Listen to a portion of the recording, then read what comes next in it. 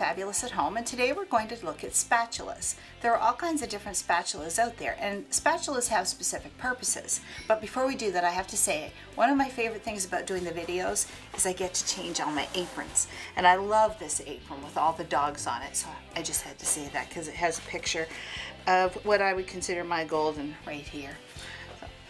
This is your typical spatula. This is the one we all have in our kitchen. It has a flat edge on one side, nicely curved on the other, perfect for scraping out a bowl when you're baking or mixing or using it in the frying pan. Silicone is high heat usually, so you can cook with it, although we don't recommend you leave it sitting in the pan.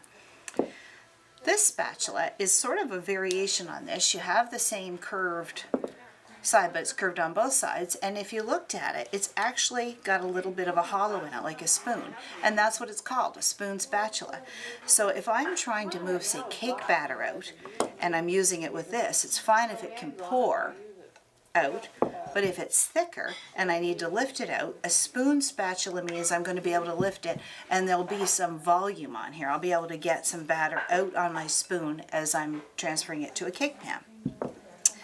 These two spatulas are just fantastic in your kitchen. This one's like a spade. It's narrow, comes up and has a square bottom. And where you would use this is in those long jars when you can't get to the bottom of the peanut butter or the bottom of the honey or whatever's in your jar. Sometimes that's the most difficult thing because these big ones, when I put this in and try and move it around, whatever I'm trying to get out comes out with it. It still gets caught on the edge of the jar.